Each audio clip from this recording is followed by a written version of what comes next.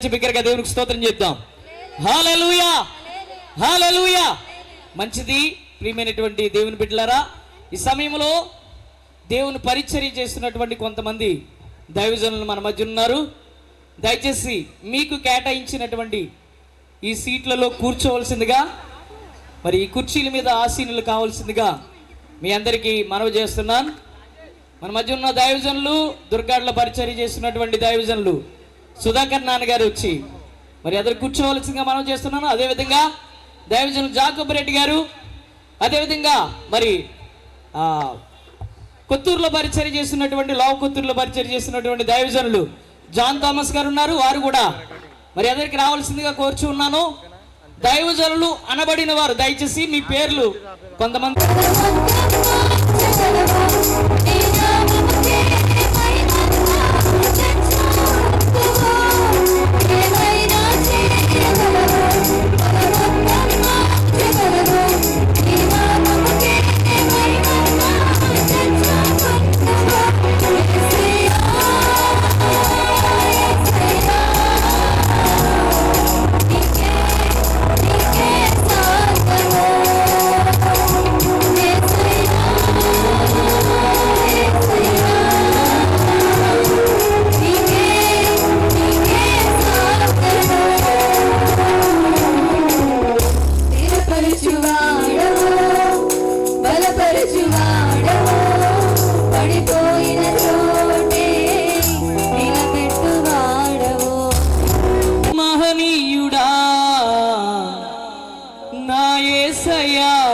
నీతో ఉంటానయ్యా,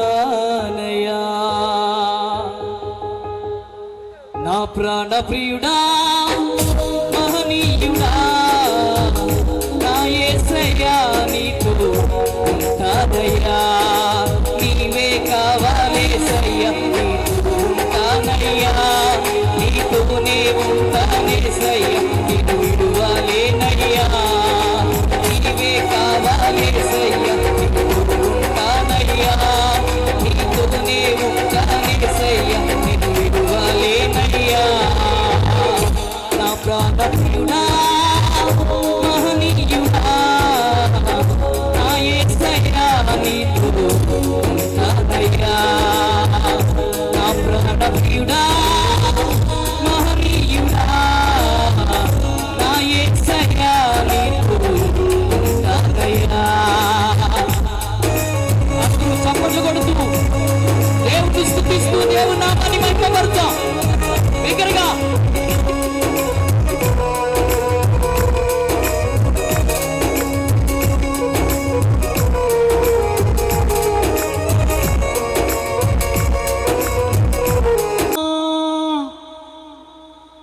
నీ కృప నాకు సాలయ్యా,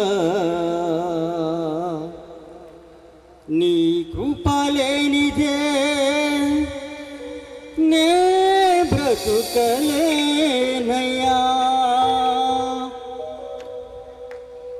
నీ కృపలేని క్షణము, నీ దయలేని క్షణము, నీ కృపలేని క్షణము, నీ దయలేని క్షణము, నీ ఊహించలేను యేసయ్యా, యేసయ్యా నీ కృప నాకు సాలయ్యా,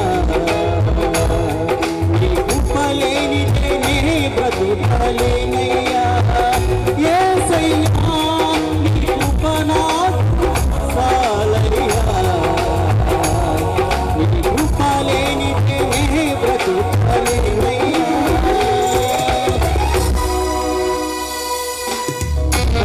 అందరూ లేచి నిలబడదాం, అందరూ లేచి నిలబడదాం.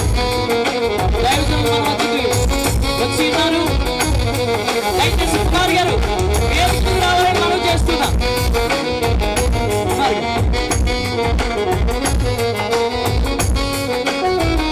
దైవజనులు అయ్యప్ప కుమార్ గారు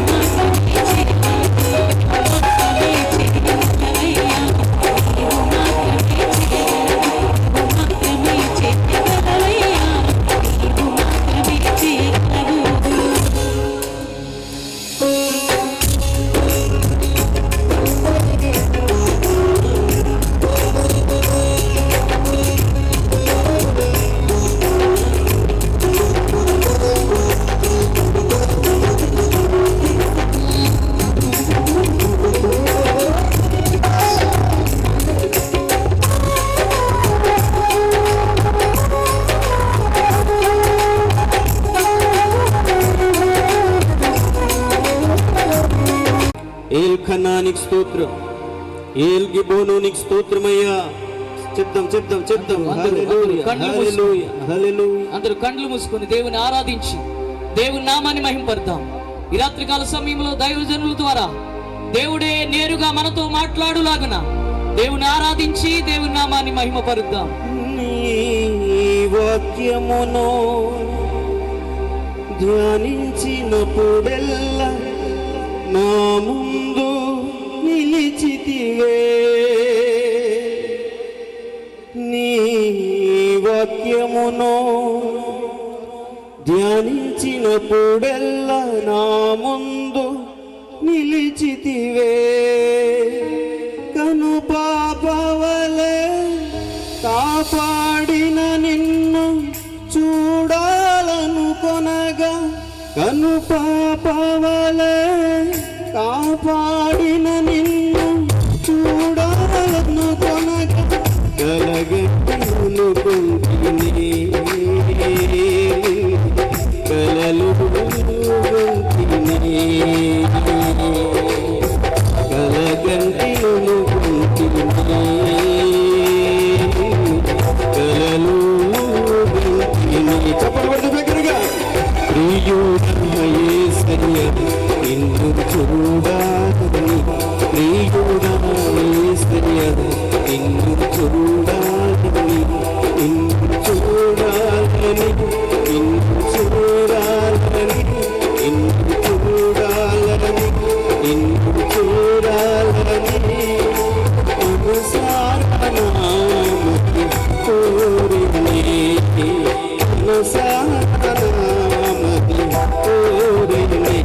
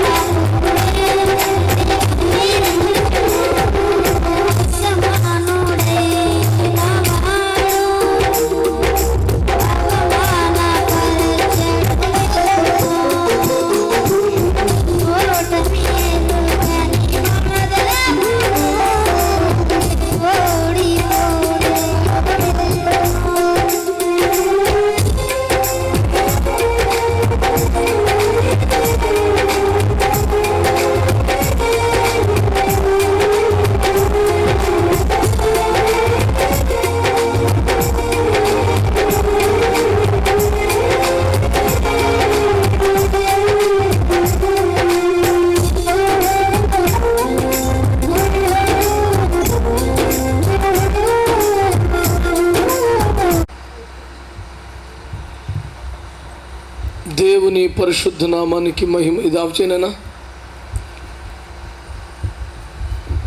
దేవుని పరిశుద్ధ నామమునకు మహిమ కలుగునుగాక.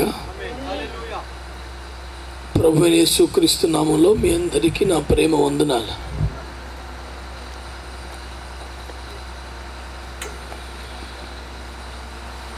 దేవుని మహాకృపను బట్టి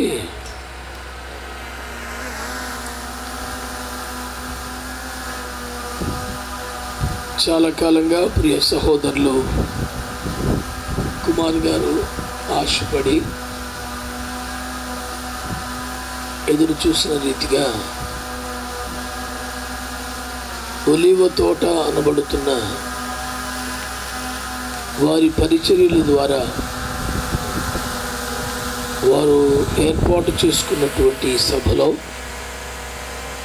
పాలు పొందడానికి ప్రభు నాకు ఇచ్చిన ఓ చక్కని అవకాశాన్ని బట్టి నేను ప్రభువుని ఎంతగానో స్తుతిస్తున్నాను. నాకు ఇచ్చిన ఆహ్వానాన్ని బట్టి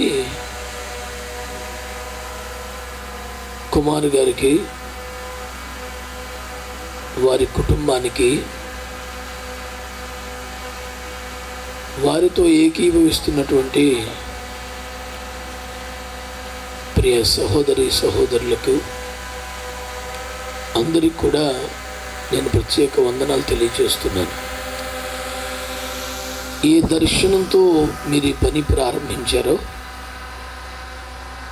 ఆ దర్శనానికి విధేయులై ఉపదేశ క్రమములో ఆది అపోస్తలుల బోధను నమ్మకంగా చేపట్టి అంతం వరకు నమ్మకమైనటువంటి సేవ జరిగించాలని నేను ఎంతగానో కోరుకుంటున్నాను. వారి కుటుంబం, బంధుమిత్రులు ఆయా ప్రాంతాల నుంచి వచ్చారు. వారిలో అనేకులు సేవకులుగా ఉన్నారు. వారిని బట్టి కూడా నేను దేవుని ఎంతగానో స్తుతిస్తున్నాను. 16 ఏళ్ళుగా సేవ చేస్తున్న వారు ఉన్నారు. కేవలం 4 మాసాలుగా సేవకు వచ్చిన వాళ్ళు ఉన్నారు. ప్రభు అందరినీ కనికరించాలని, అందరినీ వాడుకోవాలని మేము హృదయపూర్వకంగా అభిలషిస్తున్నాం. ఐఎఫ్జే విజ్ఞాపనోద్యమానికి సంబంధించిన దైవజనులు కూడా ఆయా ప్రాంతాల నుంచి రావడం ఎంతో సంతోషకరం. వారందరికీ నేను ప్రత్యేక వందనాలు తెలియజేస్తున్నాను. ముఖ్యంగా తుని ప్రాంతపు ఐఎఫ్జేకి నాయకులుగా ఒక పెద్దన్నగా ఉంటూ ఎంతో బాధ్యతగా తమ్ముళ్ళందరినీ బలపరుస్తూ ప్రోత్సహిస్తూ ఐఎఫ్జే విజ్ఞాపనోద్యమాన్ని నడిపిస్తున్నటువంటి దైవజనులు జాన్ డేవిడ్ అన్నగారికి ప్రత్యేక వందనాలు తెలియజేస్తున్నాను. మిమ్మల్ని చూస్తూ ఉంటే మాకు ఉత్సాహంగా ఉంటుందని అటేయించాను అన్నమాట. మీరు మరువయ్యటానికి ఇష్టపడేవారని మరోసారి నిరూపించుకున్నారు. మమ్మల్ని బలపరచాలనుకుంటే రండి, మిమ్మల్ని ఇబ్బంది పెట్టడం ఉద్దేశం కాదు. ఇంత మారుమూల ప్రాంతానికి లోపలికి ప్రయాణం సాగటం లేదు. క్రీస్తుపూర్వం వచ్చాం కత్తిపూడికి, ఇక్కడికి వచ్చేపాటికి రాకడ సమయం వచ్చింది. 8:30కు అనుకున్నాం, 9 అనుకున్నాం, 9:30కి ఇప్పుడు ప్రారంభిస్తున్నాం. నేను 8:30 నుంచి 9:30కి చెప్పి వెళ్ళిపోతాను అబ్బాయి అన్నాను. అలాగే నాన్నగారు, ఆ గంట చాలు మాకు అన్నాడు. కానీ చక్కగా తెలివిగా 9:30కి ఇచ్చాడు. ఎంతైనా అనేక సంవత్సరాల వ్యాపారంలో డక్క మొక్కలు తినేసిన మనిషి కదా, ఆ మాత్రం తెలివి ఉంటుంది మరి.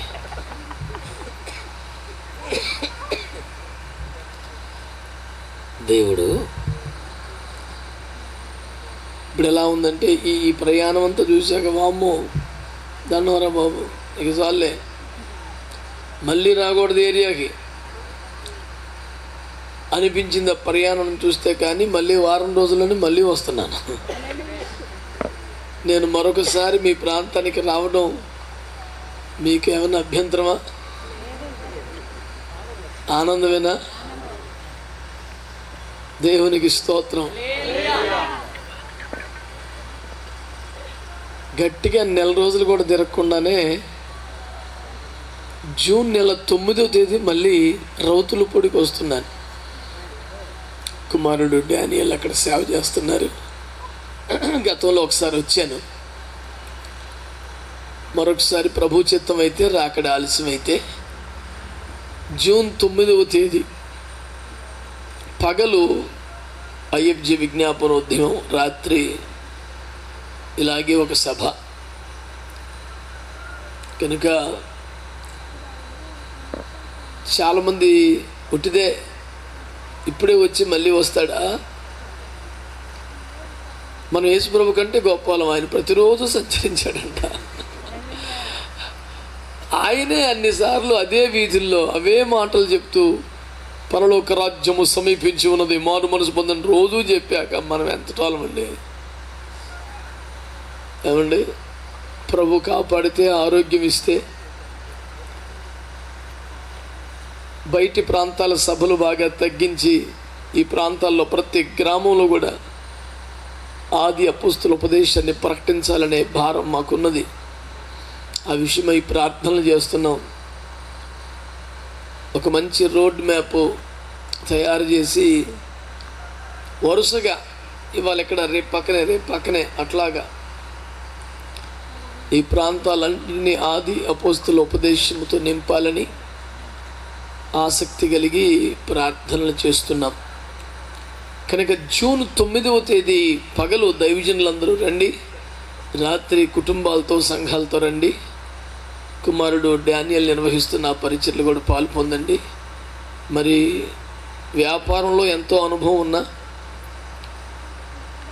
సేవకుల వద్ద ఎన్నో నమ్మకమైన పరిచర్లు చేసిన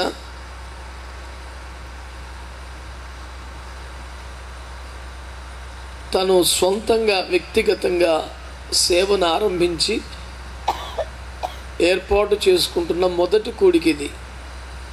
చాలా కష్టపడ్డాడు, ప్రయాసపడ్డాడు. తనకున్న సంఘం చిన్నదే కనుక చాలా శక్తికి మించిన ప్రయాసే అవుతుంది, సామాన్య విషయం కాదు.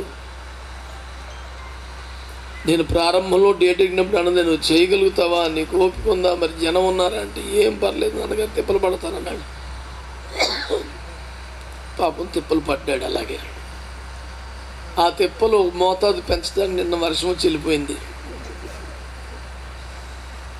మనం అందరం రాలేదు కానీ పురుగులు వచ్చేసి నీ పెందలాడే. కనుక ఈ కుమారికి మా కుమారు తోడై ఒక 5 నిమిషాలన్నీ 100 పాటలు పాడేశాడు. అద్భుతమైన తలాంతులు గల బిడ్డలను దేవుడు సమకూర్చాడు. కాసేపు దేవుని వాక్యం చెప్పుకొని వెళ్దాం.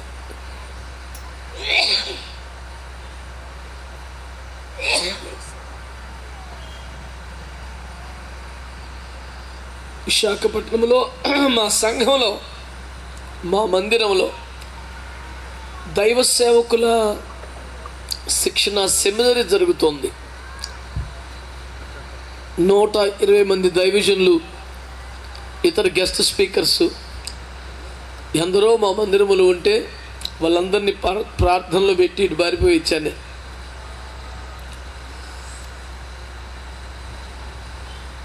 ఈ రాత్రి 1 గంట వరకు ప్రార్థనలు చేయడానికి ఏర్పాట్లు చేశాం. నేను 11 గంటలకల్లా వచ్చేసి మళ్ళీ మీతో కలిసి ప్రార్థన చేస్తానని వారికి హామీ ఇచ్చి బయటపడ్డాం.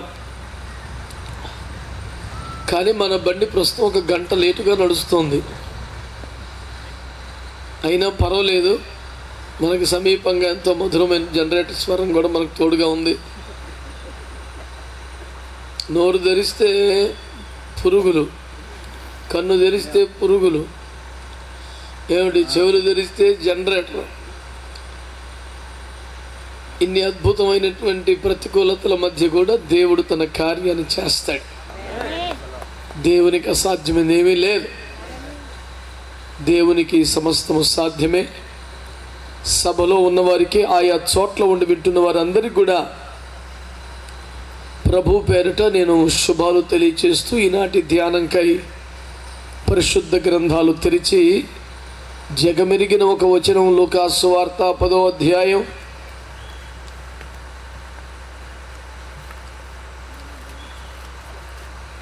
లూకా సువార్త 10వ అధ్యాయం. ఎడమ చేతి వాటం ఆయనకి మైకి వెళ్ళిందా? 35వ వచనం చదువుతానైనా.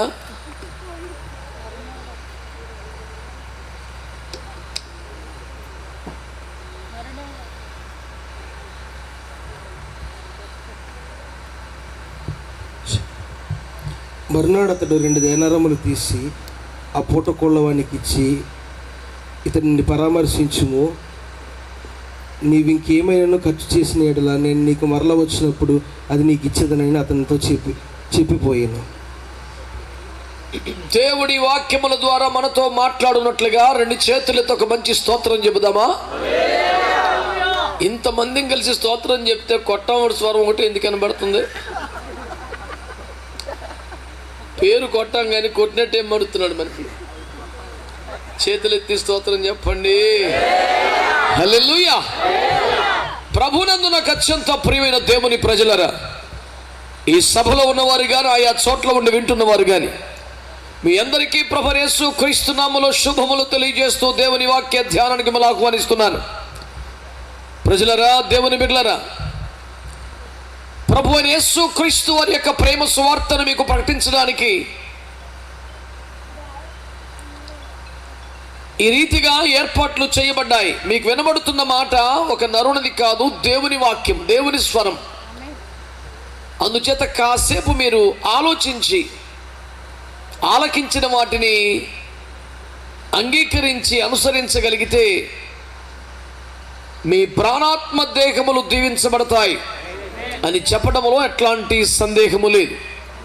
ప్రజలారా, దేవుని బిడ్డలారా, స్వయంగా ప్రభు యేసుక్రీస్తు వారు చెప్పినటువంటి ఒక విశేషమైన కార్యం ఇది. ఒక మనుష్యుడట యెరూషలేము నుండి యెరికోకు దిగి వెళుతున్నాడట. ఏం దరిద్రం ఇది! ఎవడైనా జీవితంలో ఒక్కొక్క పెట్టు పైకెక్కాలనుకుంటాడు కానీ దిగి చావడం ఏమిటి దరిద్రం కాకపోతేను? అదేమిటో ఈ మధ్య చాలామందికి అదో సరదా అయిపోయింది.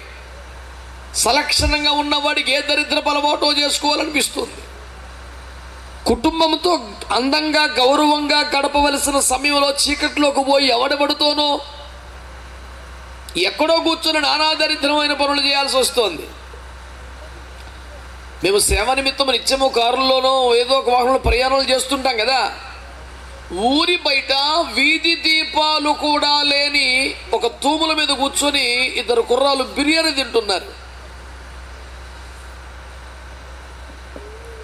ఆ బిర్యానీలో ఏం పడుతున్నాయో దైవ చిత్తం.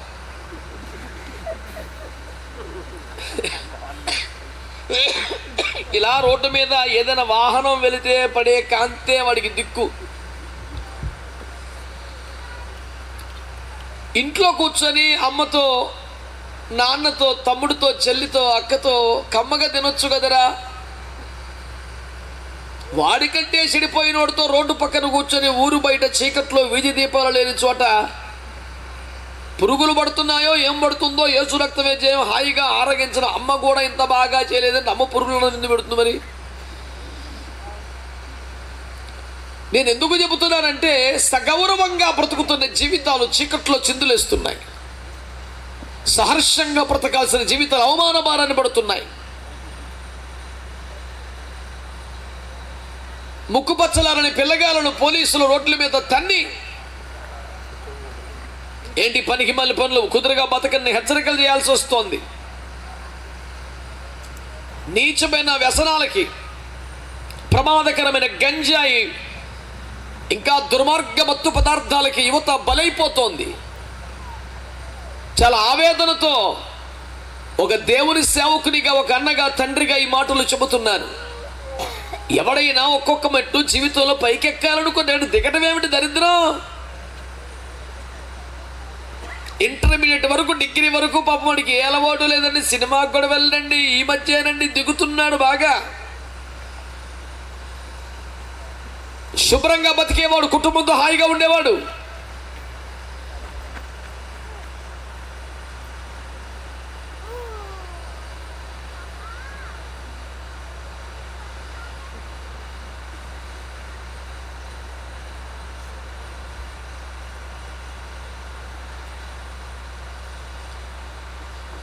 జీవితంలో దిగిపోతున్నారు, వ్యసనాల్లోనికి, పాపంలోనికి, లోకంలోనికి, ఆశల్లోనికి, అక్రమ సంబంధాల్లోనికి, అవినీతి సంపాదనలోనికి.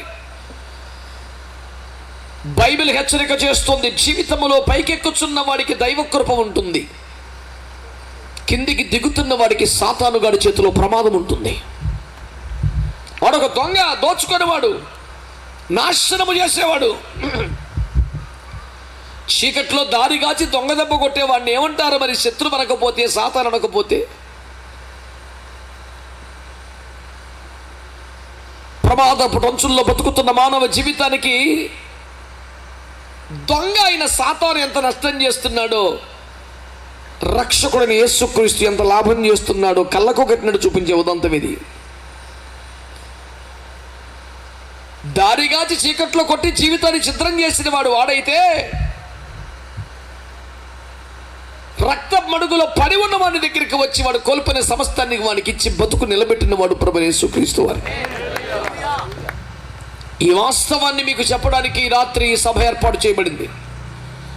ఇంత కష్టం, ఇంత ఖర్చు, ఇంత ప్రయాస దేనికి? దిగితే చాలా ప్రమాదకరం, ఎక్కి వెళితే నీకు ఆశీర్వాదకరం. ఈ సత్యాన్ని మీకు జ్ఞాపకం చేయడానికే. అతివేగం ప్రమాదకరమని, హెల్మెట్ ధరించమని, కార్లు అయితే సీటు బెల్ట్ పెట్టుకోమని, రోడ్ల మీద బోర్డులు పెట్టి పోలీసు వారు ఎంత కొన్ని ప్రయాసం మా తెలుసురావోయ్ అనే నిర్లక్ష్యపు కుర్రకారుకి కరువేమీ లేదు. ఇలా అంటారని చెప్పి ప్రభుత్వం వారు, పోలీసు వారు చెప్పక ఉండగలరా?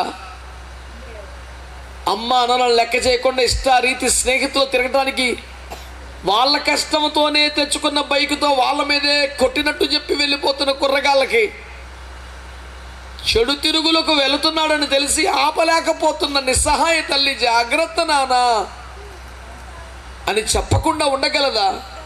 వాడు తీసుకోవడానికి తెలిసినా అలా జాగ్రత్త, తొందరగా ఇంటికి వచ్చేరా. వినకపోయినా పట్టించుకోకపోయినా ప్రేమను అణుచుకోలేక జాగ్రత్తలు చెబుతున్న కన్న తల్లిలాగా ఈనాటి సమాజం పట్ల, యువత పట్ల బాధ్యత కలిగిన దేవుని సేవకునిగా, దేవుని కృపను బట్టి అనేకులకు ఆత్మీయ తండ్రిగా ఒక ఆవేదనతో మీకు చెబుతున్నాను. ప్రజలారా, జీవితంలో కిందికి దిగకండి, విలువల నుంచి దిగకండి, పరిశుద్ధతతో దిగకండి, నీతివంతమైన జీవితంలో దిగకండి, దైవభక్తులను దిగకండి, లోకములోనికి, ఆశల్లోనికి, బలహీనతలోకి, వ్యసనాల్లోకి దిగి రాకండి. ఒక్కొక్క బిట్టు ఒక్కొక్క పైకెక్కాలి, కానీ దిగటం ఏమిటి దరిద్రం? ఒక మనుషుడు యెరూషలేము నుండి యెరికోకు దిగి వెళుతున్నాడు. యెరూషలేము కొండ మీద ఉన్న పట్టణం, యెరూషలేము దేవుని మందిరం ఉన్న పట్టణం, పరిశుద్ధులు ప్రార్థనలు చేస్తున్న శిబిరం, ప్రభుల వారు నడయాడి అద్భుతాలు చేస్తున్న ప్రాంతం, పరిశుద్ధాత్మ దిగి వచ్చిన ప్రాంతం, సంఘం పురుడు పోసుకున్న ప్రాంతం, రోజుల కొద్దీ మోకాలు దిగకుండా, కన్నీరు ఆగకుండా, అన్నపానముల మైమరిచి ప్రార్థనలు చేస్తున్నటువంటి భక్తులున్న ప్రాంతం. ఎక్కడ దేవుడు సంచరిస్తున్నాడో, ఎక్కడ దేవుని మాటలు వినబడుతున్నాయో, ఎక్కడ దేవుని ఆత్మ దిగి వస్తుందో, ఎక్కడ భక్తులు మోకాళ్ళ ప్రార్థనలు చేస్తున్నారో, అలాంటి పరిశుద్ధమైన, నీతివంతమైన, ఆధ్యాత్మిక అనుభవాలను కాదని, శిఖరాగ్ర అనుభవాలు కాదని ఎక్కడికో దిగుతున్నాడట వాడు. ఎక్కడికి? ఆకర్షణల పట్టణానికి, శపితమైన స్థలానికి. యెరికోకి ఏమంత కీర్తి ఉన్నది? దాన్ని పునాదులు వేస్తే కొంపలో ఒకటి వస్తాడని చెప్పారు, గుమ్మం నిలబెడితే మరొక శవం లేచిపోద్దని చెప్పారు. ఇటు శాపగ్రస్తమైన పట్టణానికి వెళ్ళేది. ఎక్కడ జీవం ఉన్నదో అక్కడికి మానేసి ఎక్కడ మరణం ఉందో అక్కడికి వెళ్ళటం ఏంటండి? తెలిసి సామెతల గ్రంథములో అంటాడు, బుద్ధిమంతుడైతే క్రిందనున్న పాతాళమును తప్పించుకొనవలెనని పరమునకు పోవు జీవ మార్గంలో నడుచుకుంటాడు అని. కిందేముంది? పాతాళమే. దిగితే ఏముంది? నరకమే. విలువల నుండి, జీవితము నుండి, భక్తి మర్యాదల నుండి కిందికి దిగితే ఏముంది నీకు? యావన్ మందికి నేను ప్రేమతో మనవి చేస్తున్నది, జీవితంలో దిగి వెళ్ళకండి, ఒక్కొక్క మెట్టు ఎక్కిరండి. యాకోబు అనే వ్యక్తి చేసిన తప్పుకి మరణం తరుముతుంటే దిక్కుతో చక్క పారిపోతున్న వేళ, ఎదరికెళ్ళటానికి దారి తెలియక వెనక్కెళ్ళటానికి ఏమో కత్తి పట్టుకొస్తుంటే ఎటుపోవాలి అర్థం కాక అరణ్యంలో చిక్కుబడి చీకట్లో దిక్కుచొక్కని స్థితిలో చిన్న ప్రార్థన చేస్తే దేవుడు దిగి వచ్చి, నానా ముందుకెళ్ళటానికి దారి లేదు, వెనక్కి వెళ్ళడానికి బ్రతుకు లేదు, మరణం వస్తుంది, ఇదిగో నిచ్చెన ఒక్కొక్క మెట్టు ఎక్కి పైకి రా అని పిలిచాడు దేవుడు. దేవుడు నిచ్చెనేసి పైకి రమ్మని పిలిస్తే అమాయకంగా, బుద్ధిహీనంగా, తెలివి తక్కువతనంగా వద్దులే ప్రభు, నేను ముందుగా అనుకున్న రూట్లోనే వెళ్తాను, నేను ముందుగా ప్లాన్ చేసిన వైపు వెళ్తాను. కొంతమంది దేవుడే మధ్యలో దిగి వచ్చి అది కాదు నాన్న, ఇదిరా మంచి పద్ధతి, ఇదిరా విధానం, ఒక్కొక్క మెట్టు ఎక్కిరారని చెప్పినా వినరండి. వాడు మైండ్లో ఏది ఉంటే అదే, ఏం చేయదలుచుకుంటే అదే పోతానే ఉంటాడు. గుడ్డెద్దు చేలో పడ్డట్టు, గుర్రం గడ్డి మేసినట్టు పోవడమే. దేవుడు నాతో మాట్లాడాడు కదా, నా కొరకే దిగి వచ్చాడు కదా, ఆకాశమును తెరిచాడు, నిచ్చెన వేశాడు, నిచ్చెనగా తల వద్దకు దిగి వచ్చాడు, ఒక్కొక్క మెట్టు ఎక్కిరా అని పిలుస్తున్నాడు. ఇంతకన్నా ఏం కావాలి? దేవుడు చూపించిన మార్గం కంటే నా ఎదురు దేవుడు తెరిచిన దారి కన్నా నాకు ఇంకేం కావాలని ఆనందంగా కళ్ళకద్దుకొని సంతోషంగా దండం పెట్టుకొని ఒక్కొక్క మెట్టు ఎక్కితే పై మెట్టు మీద దేవుడు చేతులు చాపి సిద్ధంగా ఉన్నాడు మహిమలోకి చేర్చుకోవడానికి. అది కాదని పట్టణ రామానికి పోతావా? అది కాదని హారానికి వెళ్తావా? ఏం సుఖం? వెళ్ళాడు మండిగా, ఏం సాధించాడు? ఒకే యజమాని దగ్గర 20 సంవత్సరాలు పనిచేశాడు. ₹10 జీతం పెరక్కపోక 10 సార్లు జీతం కోసాడు. ఈ చరిత్రలో ఎవడైనా ఒక ఓనర్ గారి దగ్గర 20 సంవత్సరాలు పనిచేస్తే జీతం పెరుగుద్దా తగ్గుద్దా అండి? ఈ బాబుకి ఒక్కడికే తగ్గింది. మరి అది ఎంత వెరైటీ కూడా చూడండి.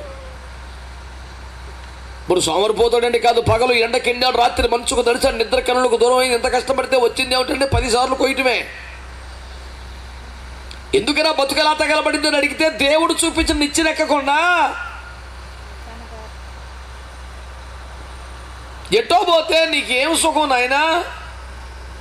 సభలోని భక్తులైనా, ఎక్కడైనా కూర్చొని వింటున్న వారికైనా క్రీస్తు ప్రేమను బట్టి నేను చేస్తున్న మనవి, నీ ఎదుట దేవుడు ఉన్నతమైన దారి తెరిచాడు. నీ ఎదుట దేవుడు ఒక నిచ్చెన వేశాడు. నీ ఎదుట దేవుడు ఆకాశమును తెరిచి స్వయముగా తానే దిగి వచ్చి నూతన మార్గమును తెరిచాడు. ఒక్కొక్క మెట్టు పరిశుద్ధతలోకి వచ్చి, రక్షణలోకి వచ్చి, ఉపదేశంలోకి వచ్చి, క్రమంలోకి వచ్చి, నడిపింపులోకి వచ్చి మహిమ నుండి అధిక మహిమకి ఎక్కుతావా లేకపోతే దిగుతావా?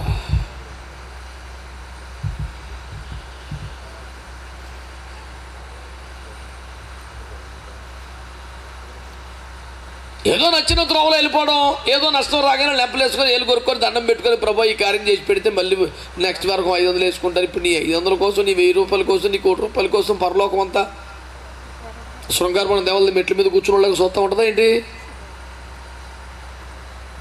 దేవుడికి డబ్బులు కావాలా? దేవుడికి వెండి బంగారాలు కావాలా? దేవుడికి నువ్వు కావాలి కదా చెప్పేది. నా కుమారుడా, నా హృదయం, నీ హృదయం నాకిమ్మో, నా కుమారుడు హృదయం అనే తలుపు దగ్గర తడుచున్నాడు, తలుపు తీయు, నన్ను లోపలికి రాని, వస్తే నేను నీకు భోజనం పెడతా, కలిసి భోజనం చేద్దాం.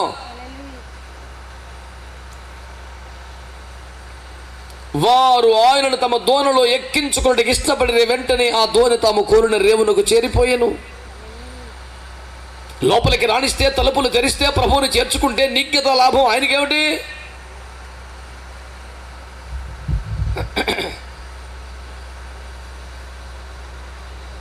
ఇందు నిమిత్తం 50 మందికి తెలియపరిచే సువార్త ఒకటే. మీరు పాస్టర్ గారులైనా, క్రైస్తవులైనా, విశ్వాసులైనా, మీరు ఎవరైనా బైబిల్ ప్రబోధం ఒక్కొక్క బిడ్డకి పైకి రమ్మని తప్ప కిందకి దిగమని కాదండి. ఆ దిగినోడు ఏమయ్యాడు చూపెడుతుంది బైబిల్. వద్దురా ఎల్లబాకండ్రా అని చెప్తుంది. శపితమైన పట్టణంలోనికి దేని పునాదులు వేస్తే ఇంట్లో శవం లేచిపోద్దో, దేని గుమ్మాలు ఎత్తితే కొంపకి దరిద్రం పట్టుకుంటుందో అటు ఎరికోక వెళ్ళేది నీవు. కోల్చబడి కాల్చబడిన పట్టణం అది. యెరూషలేము కట్టబడుతున్న పట్టణం ఇది. ఎటువైపు నీ పైన ప్రమాదం అని తెలిసి సిగరెట్లు, ప్రమాదం అని తెలిసి గుట్కాలు, ప్రమాదం తెలిసి గంజాయిలు, ప్రమాదం అని తెలిసి అక్రమ సంపాదనలు, పాపం అని తెలిసి అవినీతి సంపాదన. ఎటు దిగుతున్నావు అబ్బాయి?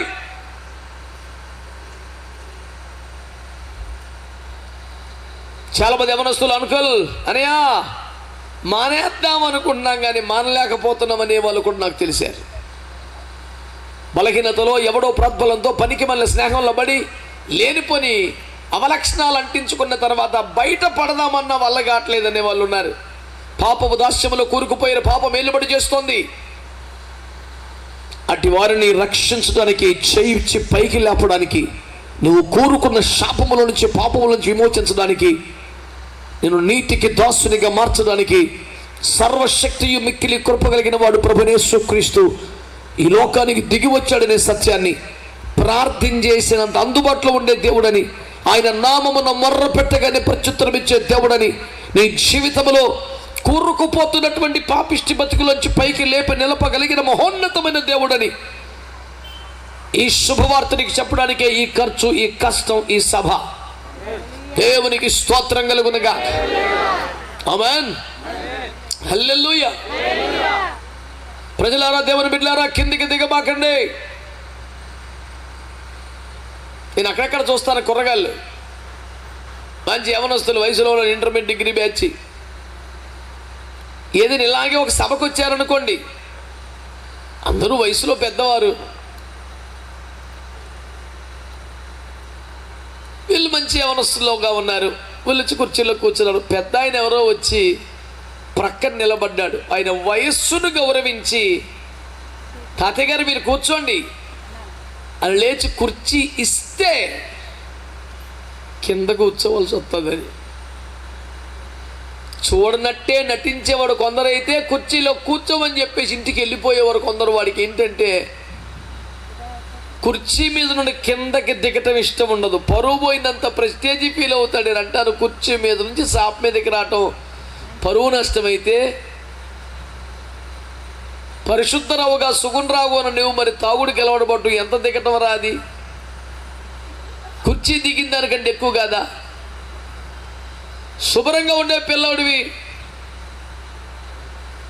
దొడ్డిదారులు బట్టి పాపిష్టి పనులు చేస్తున్నావే, ఎంత ఘోరం అండి. పేపర్ వార్తలు చూస్తుంటే మహామహా నాయకుల పిల్లలు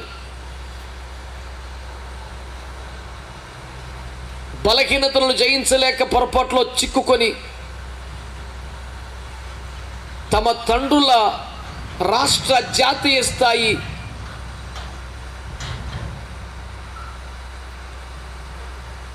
పేరు ప్రఖ్యాతులను వాడి కూడా విడిపించలేని దుస్థితిలో ఇరుక్కుపోతున్నారే. కుర్చీ మీద కూర్చున్నవాడు పెద్ద ఆయన కోసం చాప్ మీద కూర్చోవటం దిగిపోవటం అనిపించింది, కానీ శుభ్రంగా ఉండే పిల్లడు తాగడం దిగడం అనిపించలేదా? ఏమి దరిద్రం అండి ఇది.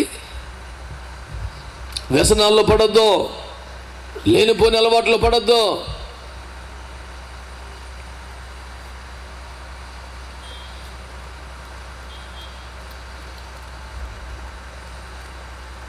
ఏవేవో యాప్లు డౌన్లోడ్ చేసుకుని అకౌంట్ నెంబర్లు మొత్తం తగిలించి సర్వనాశనం అయిపోయిన వాళ్ళు ఎంతమంది?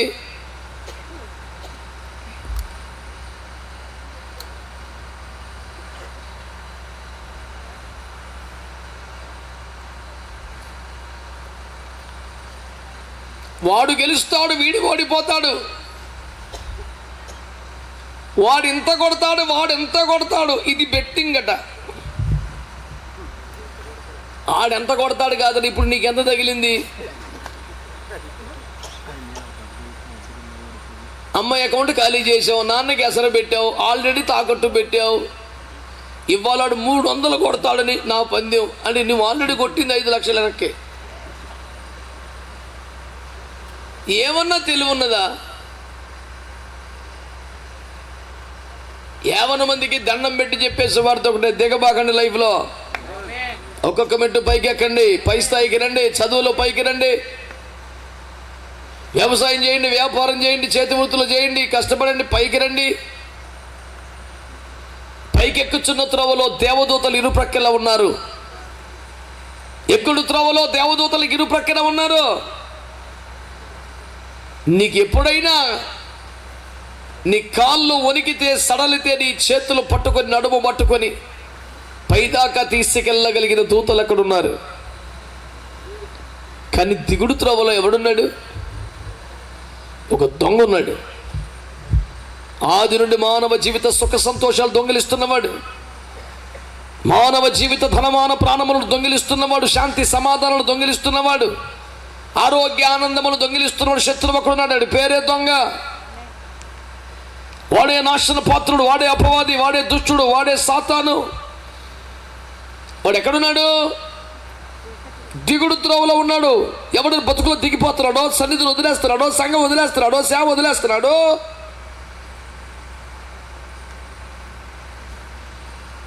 ఆ త్రోవలో ఉన్నాడు.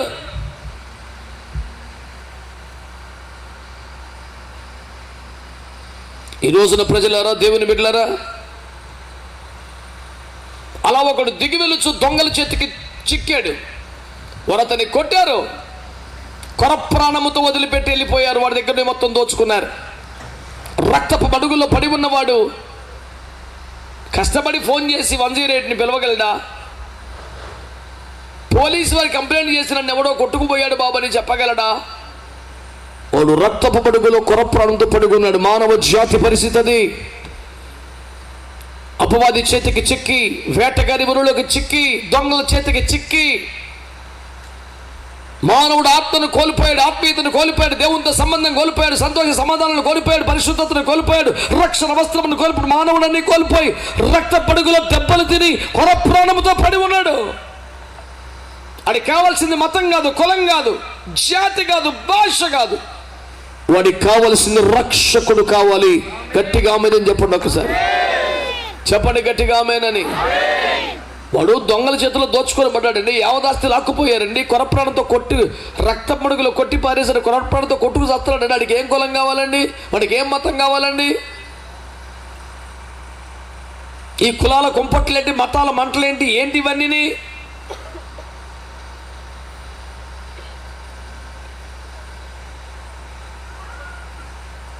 నేను చచ్చిపోతున్నానరా బాబు, ఎవడైనా కాపాడండ్రా మొర్రు అని ఆడెడుతుంటే నీదేం కులమా, నీదేం మతమా?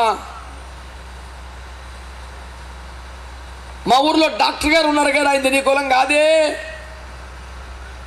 నీ శాదస్తం మండిపోను, డాక్టర్ గారి కులం ఏమిటో దరిద్రమని.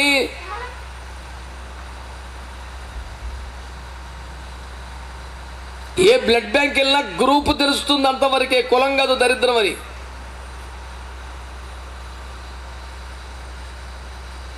కులం మనల్ని బాగు చేయదు, మతం మనల్ని బాగు చేయదు.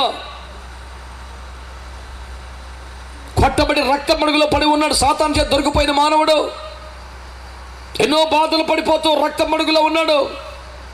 కుటుంబాల్లో శాంతి లేదు, ఆరోగ్యాలు లేవు, నెమ్మది సమాధానం లేవు. ఓ పక్కన దయ్యపు శక్తులు, చేతబడి శక్తులు, చిల్లంగి శక్తులు, మరో పక్కన రోగాలు, బాధలు, ఇంకో పక్కన అప్పులు.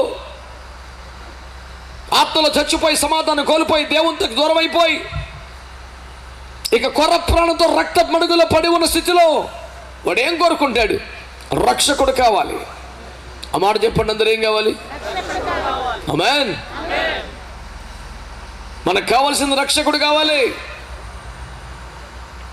రక్తపు మడుగులో పడి కొట్టుకులాడుతున్న వాడి దగ్గరికి వచ్చి వైద్యుడు వైద్యం చేస్తుంటే ఇది కొంచెం ఊపిరి తెచ్చుకుని డాక్టర్ గారు మీది ఎవరు? మా కులమేనా? అసలు మా ఊరే కదా, వదిలే, నీ సత్య సత్తారు కానీ ముట్టుకోబాకు నువ్వు. మా ఊరే నాకు కావాలి. ఇది ఏం పై ఇచ్చివరా? మనకు డాక్టర్ కావాలంటే ఆయన ఏ ఊరైతే మనకి ఎందుకండి? ప్రాణం పోతుంటే చెలగాటమటండి, ప్రాణం పోతుంటే చాదస్తమటండి.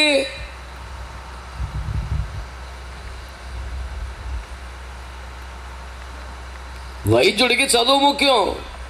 వైద్యుడికి వైద్యం వచ్చా రాదన్నది పాయింట్. దేవుడు అన్నవాడికి పరిశుద్ధత్వం ఉందా, రక్షించగలదా లేదన్న ముఖ్యం. ఊరు ఏం గొడవ? బైబిల్ చెప్తుంది రోగికి వైద్యుడు ఎంత అవసరమో పాపికి రక్షకుడు ఎంత అవసరం. బైబిల్ చెప్తుంది. ఒక రోగికి వైద్యుడు అవసరం కదా, రోగికి వైద్యుడు అవసరమైనట్లే పాపికి రక్షకుడు కావాలి. మేధావులు కాదు, కళాకారులు కాదు, రాజకీయ నాయకులు కాదు, సైంటిస్టులు కాదు, రక్షకుడు కావాలి.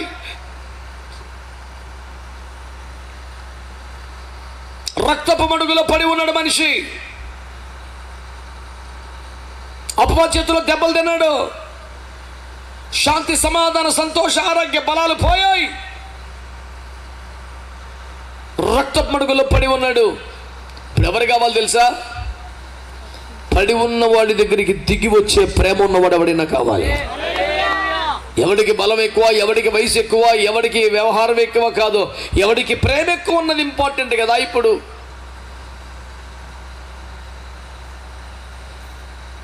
అనుకుందాం ఊరక ఈయన MBBS, ఆయన MD, FRCS, ఇంకా కిలోమీటర్ ఉంది. ఈయన పాపం కేవలం RMP. కానీ పలానా చోట పడ్డాడని చెప్తే పరిగెత్తి ఫస్ట్ ఎయిడ్ చేసి భుజాన్ని వేసుకెళ్ళి ఇంటికి పెట్టుకెళ్ళాడు. దాన్ని నమ్మెట్టుకోవాల్సింది ఈయనకే కదా.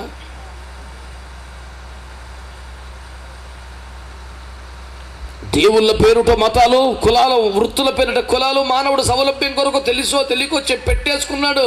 ఇవన్నీ దేవుడు పెట్టినవి కాదు కదా. నిన్న ప్రధానమంత్రి గారు హైదరాబాద్కు వచ్చి రేవంత్ రెడ్డి గారిని కలిసిపో మాతో పాటు అన్నాడు.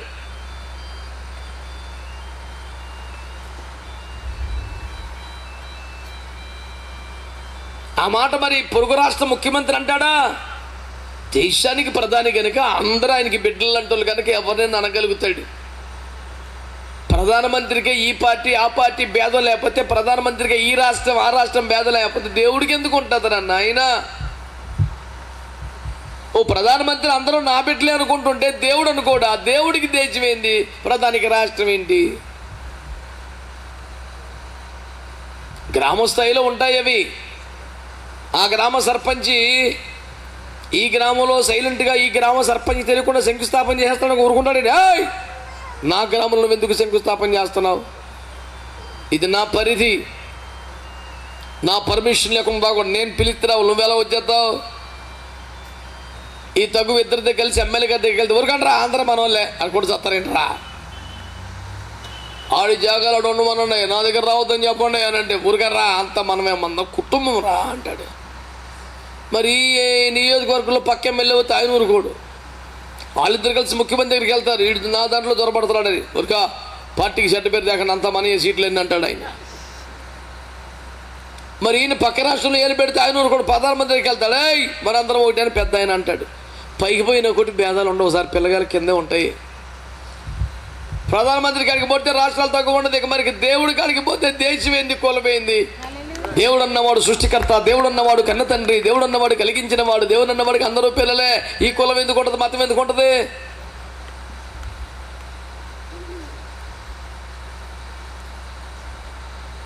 ఇక్కడ తీస్తుంటే ఫోటో తినగా పడతలేదనగా గిరగిర తిరిగి పైకి వెళ్ళి తీసేది కనిపెట్టారు. ఇప్పుడు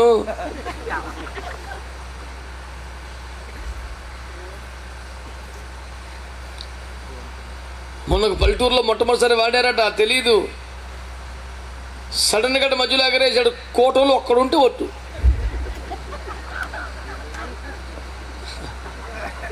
చెట్టుకొకరు పుట్టకొక్కరై.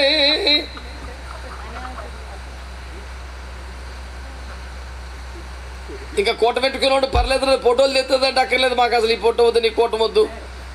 మమ్మల్ని అందరూ నమ్మకంగా భారతదేశం కలుమూసుకొని ఎగరేసాం. మమ్మల్ని ఏం చేద్దామని రాను అంటే, అది ఫోటో తీస్తుందిరా, వీడియో తీస్తుందిరా నేన్నా. మనం ఇలా కుదురుగా తీసేవాడు, ఒకటి కుర్చీకి తీసేవాడు, మా అయితే డాబాకి తీసేవాడు. ఇది పైకి ఎగిరిపోతుంది. ఇది అర్థం కాకపోతే అంతా ఆందోళనే సార్.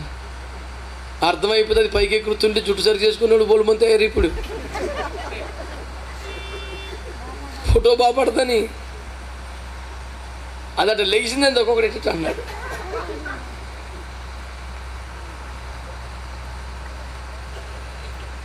తెలియకపోతే అపోహకు అవకాశం ఉంటుందండి. తెలుసు ఓహో ఇదా అనుకుంటాం అంతే, తెలియక ఇదంతా. నేను ఇంటర్మీడియట్ చదువుకునేటప్పుడు మా ఇంటికి కామవరపు కోటలో నుంచి మధ్యలో నడిచిపోతే దగ్గరగా ఉంటుంది. ఆ కోటలో పాటు నడిచి వెళ్ళే ఒక ఖాళీ బాట దారికి ప్రభుత్వం వారు దయచేసి గ్రావెల్ రోడ్ వేసారు, ఎర్ర కంకర. ఆ త్రవలో ఒక శ్మశానం ఉంటుంది. మనకేం భయం? ఆ శ్మశానం దగ్గర మేము ఇంటర్మీడియట్ సెకండ్ ఇయర్కి వచ్చినప్పటికీ ప్రభుత్వం వారు హ్యాండ్ బోర్ వేయించారు. ఉత్తరకీళ్ళు జరిగించే వాళ్ళు ఏమైనా స్నానం చేసుకుంటారని. అది వీధిలో అయితే ఒక బోరు, అక్కడైతే ఒక, ఏదైనా నీళ్ళేగా. నాకు ఇబ్బంది ఏముంది, ఎండపోటు నడిచి వస్తున్నానేమో, బోరు కనపడింది కొట్టుకొని మొహంకాలు చేతులు కడుక్కొని మళ్ళీ నడుతున్నాను. ఇంత రాయి పెక్కి వచ్చి బుర్ర మీద తగిలింది.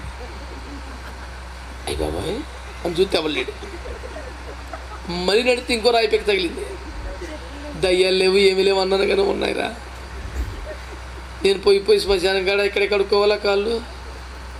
ఏదో దయ్యం పెద్దోడిని ఏం చేయలేక నన్ను వేసుకుంది, చిన్న రాళ్ళు ఇచ్చుకుని బొరమి కూడా వేస్తుంది అని నడక వేగం పెంచానండి. నడక వేగం పెంచిన కొద్ది రాళ్ళు ఇంకా స్పీడ్ తగులుతాయి, టపా టపా టపా. ఇక సుఖం లేదని తలకాయ మొత్తం వెనక్కి తిప్పేసి నడుస్తుంటే ఆ రాళ్ళు నా చెప్పులు తగిలి లెగుతున్నాయి. అంతే, కాళ్ళు కడిగేశాను కదా, వేరగాని చూడేమో లాగేస్తుంది. ఇప్పుడు దాకా ఏమనుకున్నాను నేను, దయ్యమే నన్ను నెట్టేసుకుందాం అనుకున్నా. దయ్యం కాదు, 100 రూపాయలు కొనుక్కున్న పేరగాని చూడు. ఇది కాళ్ళు కడుక్కున్నందున తడికాలికి లెగుస్తున్నటువంటి కంకర్రాలు అనేది తెలిసేదాకా దయ్యమే అని అపోహ ఉందా లేదా? మళ్ళీ వెళ్ళేది కాలేజీకి, ఫీలింగ్ దయ్యం వచ్చి కొట్టేస్తున్నాను. స్లోగా నడితే స్లోగా కొడుతుందండి, స్పీడ్గా నడితే స్పీడ్గా కొట్టేస్తుందండి. ఇది మనకు అప్పుడు దాకా స్టేట్మెంట్. సత్యము తెలిసే వరకు అపోహ ఉంటుందండి ఎవరికైనా. బాబు ఇంతేనా అని ఎవడో రోడ్డు మీద నుంచి చూస్తాడంట పైకి ఒక మూలగా, వెనకాల ఇంకొకటి 100 మంది చేరారు, అందరూ చూస్తామే పైకి. ఆ 100 99 అడిగండి, ఎరా అలా చూస్తాం ఏంటి అని. నాకు తెలియదు అని అడిగానంట. ఎరా నువ్వు చూస్తాం ఏంటి? ఆడు చూస్తున్నాడు. అలాగలా ఫస్ట్ వాడి దగ్గరికి వెళ్ళారు. నువ్వెందుకు చూస్తున్నావు? రెండు చూస్తావా పాడ మేడట్టుకుంది నాకు. 99 మంది ఎలా చూస్తున్నారు అందరూ. అలా అడిగేందుకు ఆడి మెడట్ వేసుకుందండి. అడిగి ఇంకడికి వెళ్ళి వస్తలేదు. సత్యం తెలిసే వరకు అంత అమాయకమే కదా సార్. పరిశుద్ధతలో నుండి, దైవభక్తిలో నుండి, ఆధ్యాత్మిక అనుభవాల నుండి లోకములోనికి దిగజారుడు తనానికి వ్యసనాలకి మనిషి దిగి నాశనమై శత్రువుకు దొరికి ప్రమాదంలో పడ్డాడు. ఎంత దైవభక్తిగా బతికేవారు ప్రజలు, ఎంత హుందాగా బతికేవారు ప్రజలు. అక్షరం ఒక్క రాకపోయినా సంస్కారవంతంగా మాట్లాడేవారు ప్రజలు. ఇప్పుడు ఎమ్మెల్యేలు ఎంపీల భాష అడ్డగోలుగా ఉండిపోయింది. ఇంగ్లీషు బాగా వచ్చినాడు, ఇంగ్లీష్లో బూతులు తిడతాడు. నీ చదువు మండిపోను. నీ చదువునికి ఇంగ్లీష్ నేర్పింది కానీ సంస్కారం నేర్పలేదట్రా. టెక్నాలజీలో డెవలప్మెంట్ వస్తే పక్కవాడి జీవితంలోకి తొంగి చూసే పరాకాష్ట పాపిష్టి హ్యాకింగ్ వచ్చింది కానీ తెలివాడు వచ్చిందిరా. సంస్కారం పెరగడం లేదు. మంచి రోజులు మళ్ళీ వస్తాయని మోడీ గారు చెప్తే ఆశ కలుగుతుంది కానీ మంచి రోజులు వెళ్ళిపోయిన బెంగే ఉంది అసలు మనకి. అంత పెద్ద ఆయన చెప్పారు కదా నాశమే పెరుగుతున్నాం తప్ప, పోయిన రోజులే మంచి రోజులని పాపిష్టి రోజులని ఫీలింగ్ వచ్చేలేదా పరిస్థితులు చూస్తుంటే. మానవత్వం, సంస్కారం, సభ్యత, విలువలు, దైవభక్తి అన్ని దిగిపోతున్నాయి. దేవుని వాక్యం చెప్తుంది, దిగే త్రోవలో దొంగడున్నాడు, వాడు హత్య చేస్తాడు, నాశనం చేస్తాడు. దొంగతనము చేయుటకును, హత్య చేయుటకును, నాశనం చేయుటకును వచ్చును. He came to steal and kill and destroy. Such a notorious criminal-minded person he was, and he is. చాలా ప్రమాదం అదే. ఈరోజు 50 మందికి తెలియచేయబడుతున్న సువార్త ఏంటంటే, ఒక్కొక్క మెట్టు ఎక్కి భక్తిలోకి రండి, దైవ మార్గంలోకి రండి, ఆధ్యాత్మిక అనుభవంలోకి రండి, పాపం విడిచి భక్తిలోకి రండి, విశ్వాసంలోకి రండి, పరిశుద్ధతలోకి రండి, సంపూర్ణతలోకి రండి, మహిమలోకి రండి. అక్కడ ఒక మెట్టు.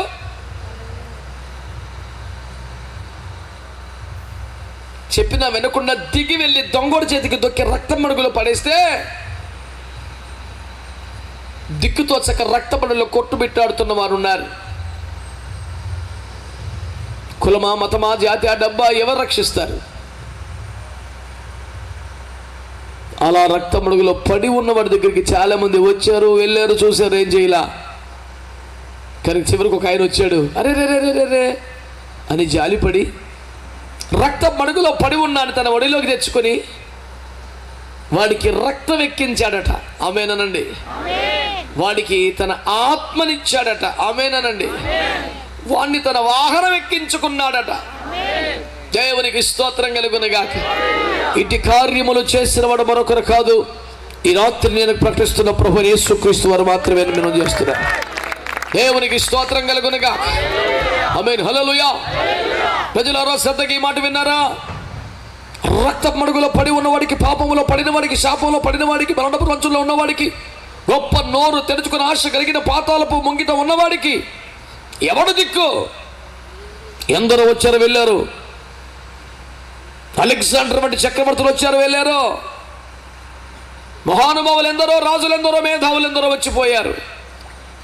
కానీ నేను నమ్మి ఆరాధిస్తూ ప్రకటిస్తున్న ప్రభువైన యేసుక్రీస్తు వారు పాపములో పడి ఉన్న, సాతాను చేతుల దెబ్బతిని రక్తమడుగులో పడి ఉన్న మానవుని వద్దకు దిగి వచ్చిన వాడు ఆయన. ఆయన వచ్చి ఏం చేశాడు? నీదే ఊరు, నీదే కులం, నీదే మతం అని అడిగాడా? లేదు.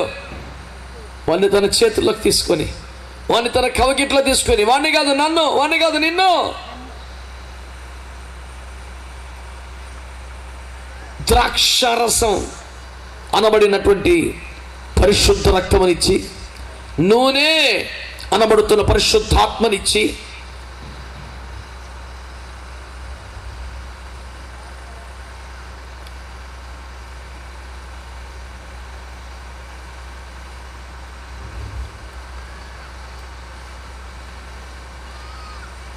ప్రజలారా, దేవుని బిడ్డలారా,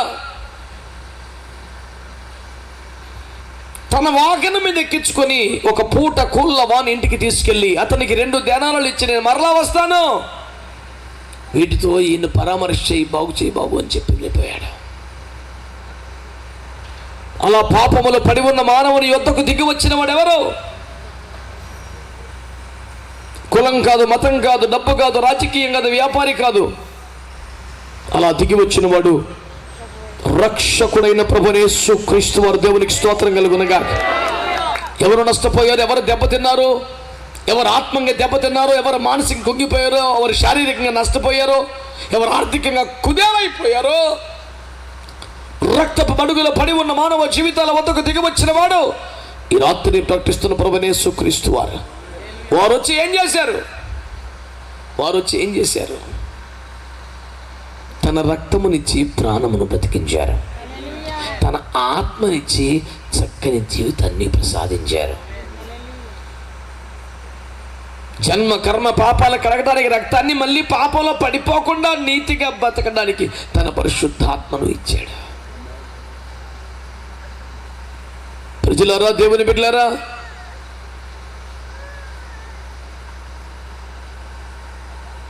తీసుకెళ్ళి ఒక పూట కోళ్ళ వానికి చేర్చుకు వాడికి 2 దేనారాలు ఇచ్చాడు. నేను నమ్ముతున్నా 2 దేనారాలు పాత నిబంధన, కొత్త నిబంధన పడుతున్న పరిశుద్ధ గ్రంథం ఇచ్చాడని. ఇచ్చి ఏం చెబుతున్నాడు? నేను మరలా వస్తాను, నువ్వు వీటితో పరామర్శ చేయి. ఆ పుస్తకం, ఈ పుస్తకం, ఆ కథ, ఈ కథ, ఆ విమర్శ, ఈ విమర్శ అక్కర్లేదు. ఈ 2తో పరామర్శ చేయి. పాపములో పడిన వారికి, నష్టపోయిన వారికి, గాయపడిన వారికి,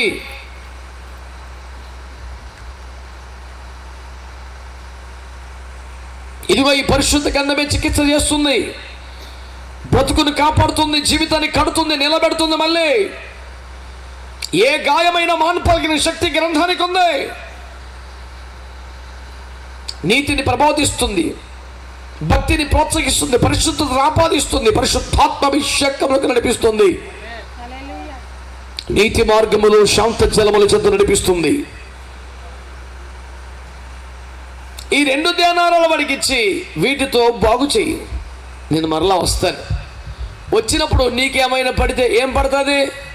నీ కష్టం, నీ ప్రయాస, నీ కన్నీరు, నీ ప్రార్థనలు, నీ ఉపవాసాలు, ఇలాంటి తిప్పల్లో ఇవన్నీ పడతాయిగా నీకు. మరలా వచ్చినప్పుడు ఇస్తానులే. మరలా రావడం అంటే ఏంటి? యేసుక్రీస్తు ఒకసారి వచ్చి ప్రాణం పెట్టి వెళ్ళారు, రెండోసారి నమ్మిన వారిని పరలోకం, స్వర్గం తీసుకెళ్ళడానికి రాబోతున్నారు.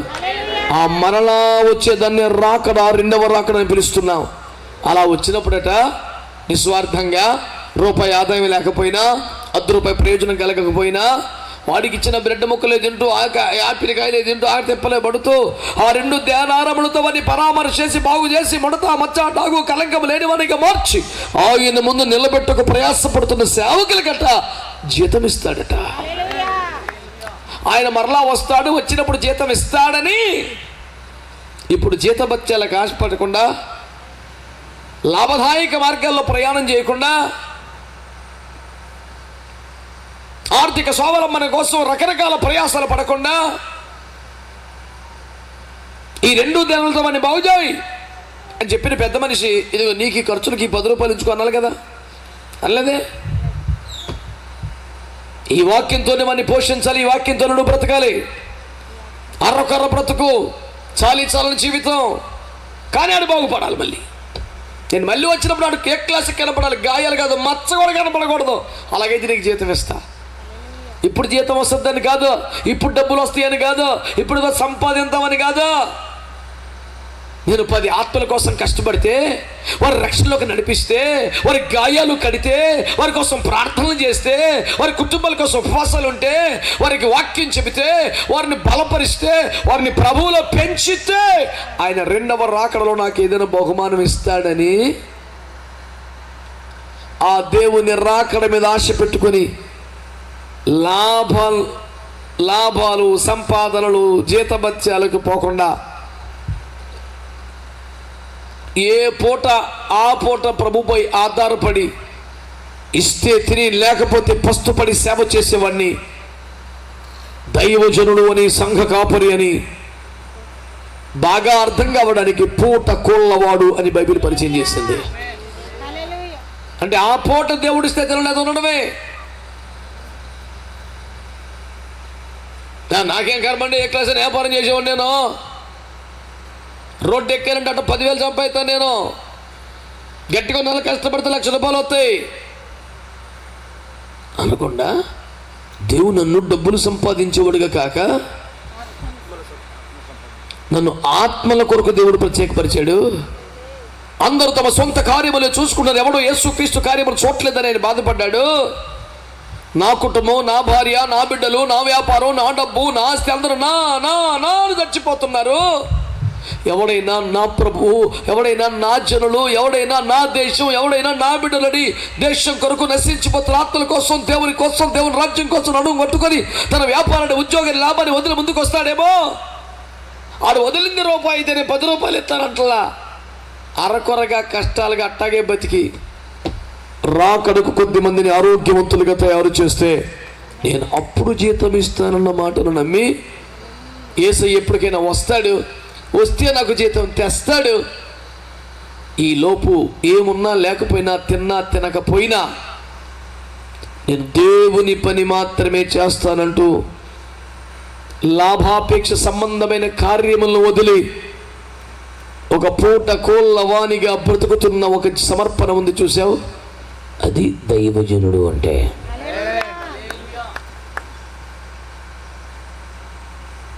గతంలో అడిగా, ఇప్పుడు కూడా ఇంటర్వ్యూ చేశాను మీ పాస్టర్ గారిని. నేను వచ్చే ముందు కూడా ఇంటర్వ్యూ చేశాను. మళ్ళీ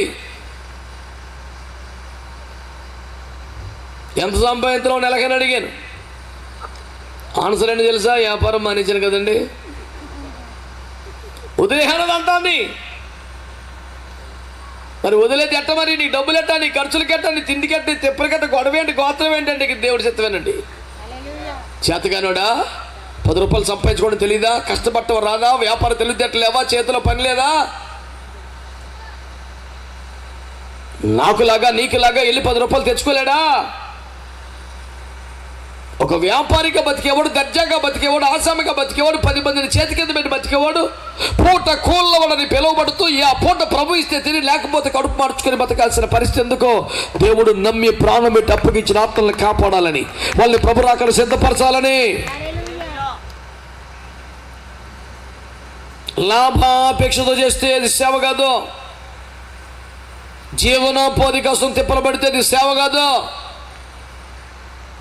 ఉదర పోషణార్థం బహుకృత వేషం అన్నట్టుగా పట్టపోసుకోవడానికి అవతారం ఎత్తే అది సేవకుడు కాదు. రెండో యావిగేషన్ ఉండకూడదు, రెండో సంపాదన ఉండకూడదు, రెండో అడావుడు ఉండకూడదు, పూట కొల్లవాడు. బలిపీఠం మీద పరిచయం చేసాడు, బలి అర్పణలు తినాలి. ఇస్తే తిను, లేకపోతే పస్తు. ఈ సమర్పణలో ఉండి సాతాను చేతులు దెబ్బలు తిని నష్టపోయి గాయపడి నాశనం అయిపోతున్న ఆత్మలను కాపాడి వారికి వాక్యము ద్వారా, వారికి ఆత్మ ద్వారా పరిచర్యలు చేసి ప్రభు రాకడకు వారిని ఆరోగ్యవంతులుగా తయారు చేయగలిగిన ఒక సేవ, కఠినమైనటువంటి ఆ సేవ, దేవుని చేత పిలుపునందుకొని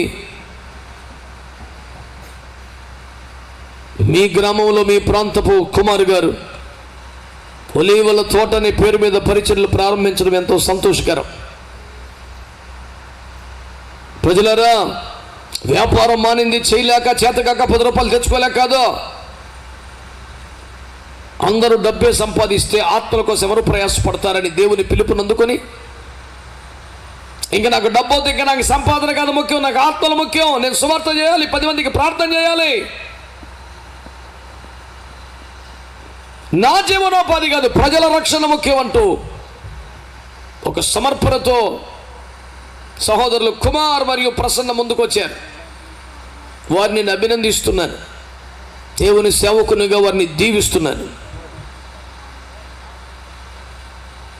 ఈ గ్రామానికి, ప్రాంతానికి అది ఆశీర్వాదకరం.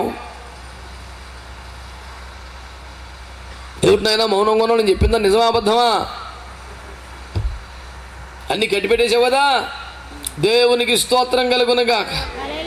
ఎందుకంటే నాకు రాజమండ్రి ప్రాంతం నుంచి అబ్బాయి తెలుసు. పొయ్యి వెలిగించాడంటే కొన్ని వేల మంది కొండి అంతాడు వేసి రక్తమే చేయం. దరిద్రానికి పాపిస్ట్ రోజులు ఆకు 5 రూపాయలు వేసుకున్న 3,000 కొంటే 3,000 ఉంటే 5, ఒక పూటకి 15,000 జోబులు వేసుకుని అమ్మకి ఇంటికి వచ్చి అతడు ఛార్జీకి 100 పోతుంది అంతే. చేతిలో పని ఉన్నవాడు రోజుకి 10,000 15,000, దరిద్రానికి 5,000 తేగలిగిన కెపాసిటీ ఉంది. ఒక్క గరిట ఒక కత్తి వేసుకొని రోడ్డు ఎక్కితే సాయంత్రం 10,000.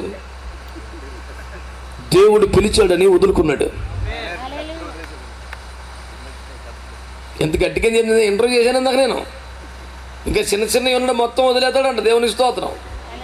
నేను అడిగాను నా గురించి, నన్ను చర్చించి కాదని బాబు, దేవుడు పిలిచాడు నన్ను. నాదేముంది, ఎవరు పిలిచాల దగ్గరికి వెళ్ళి వాక్యం చెప్పి వెళ్ళిపోతాను అంతే.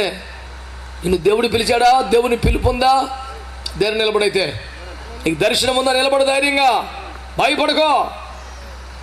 మొత్తం పరలోక నీకు సపోర్టుగా నిలబడుతుంది. ప్రార్థించి పరిశుద్ధులందరూ నీ కొరకు చేతులు ఎత్తారు. తిన్నా తినకపోయినా, ఉన్నా లేకపోయినా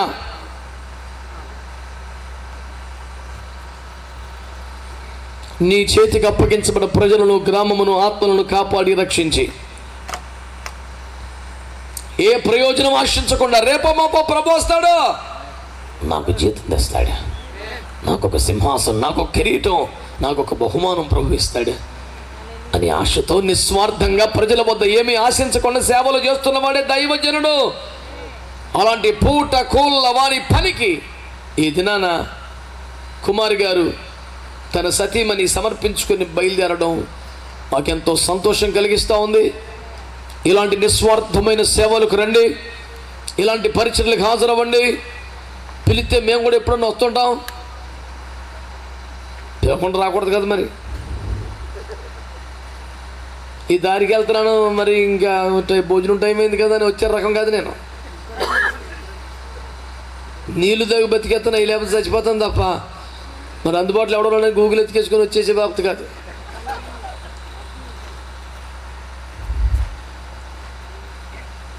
ఐదు నిమిషాల్లో 100 పాటలు పాడిన మా కుమార్ నన్ను చూశాడు కొన్ని చోట్ల.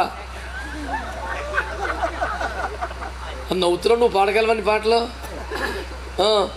మా ఊళ్ళో కొంగదిని చూస్తుంటే ఒరే అరే ఇందులోకి వచ్చాడు, అరే మళ్ళీ ఇందులోకి వచ్చాడు, ఎత్తుకుల్లో మొత్తం తిరిగేస్తున్నాడు వైకుంఠపాలి.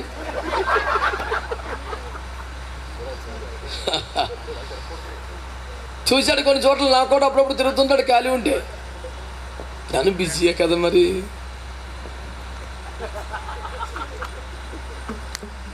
అయ్యి బాబు, ఏమి తినకుండా ఏమి పుచ్చుకోకుండా ఎలాగండి బాబు? నీకు బైబిల్లో ఎఫ్రాయిం తెలుసా? గాలిని మేసి బతికేస్తున్నాడంట. మేము వారసులమని చెప్పాను. దేవునికి స్తోత్రం కలుగునుగాక. చెప్పండి హల్లెలూయా. ఈ రాత్రి 50 మంది సభకు మనవి చేస్తున్నాను. మానవుడు దేవునికి దూరమై ఉన్నతమైన మార్గమును వదిలి కిందికి దిగి, ఆశల్లో దిగి, కోరికల్లో దిగి, పాపాల్లో దిగి, పతనమై దొంగ అనే సాతాను చేతికి చిక్కి కొట్టబడి రక్తమడుగులో పడి ఉన్నాడు. పడి ఉన్న మానవుని స్థితికి దిగి వచ్చిన వాడు యేసుక్రీస్తు ప్రభువారు ఒకరే. తన రక్తం కార్చిన వాడు యేసయ్య, తన ఆత్మనిచ్చిన వాడు యేసయ్య, పరిశుద్ధ గంధం ఇచ్చిన వాడు యేసయ్య, పోట కొల్లవని ఇంటికి అనగా ఒక సంఘ కాపరి వద్దకు చేర్చింది యేసయ్య. ఆయన చేతుల్లో ఉంటే, ఆ వాక్యంలో ఉంటే, ఆ సంఘంలో ఉంటే, ఆ సహవాసాలు ఉంటే గాయాలు కట్టబడతాయి, పరిస్థితులు మారుతాయి. రేపు మా ప్రభు వస్తాడు, నరకమును దాటి స్వర్గానికి వెళ్ళిపోతాం, మహిమలో యుగయుగాలు ఉంటాం. ఈ కృప దేవుడు మీకు, మీ కుటుంబాలకి, గ్రామాలకి సమృద్ధిగా అనుకరించి రక్షించి నిత్య మహిమకు సిద్ధపరచునుగాక. చలల వంచి కళ్ళ మూసుకుంటే అన్నగారు నడిపించాలని వారికి ఈ భారమును అప్పగిస్తూ నిష్క్రమణకు సిద్ధమవుతున్నాం. దేవుడు మనందరినీ ఆశీర్వదించునుగాక. ఆమేన్. ప్రార్థన. మైకి రబాయ్. హల్లెలూయా.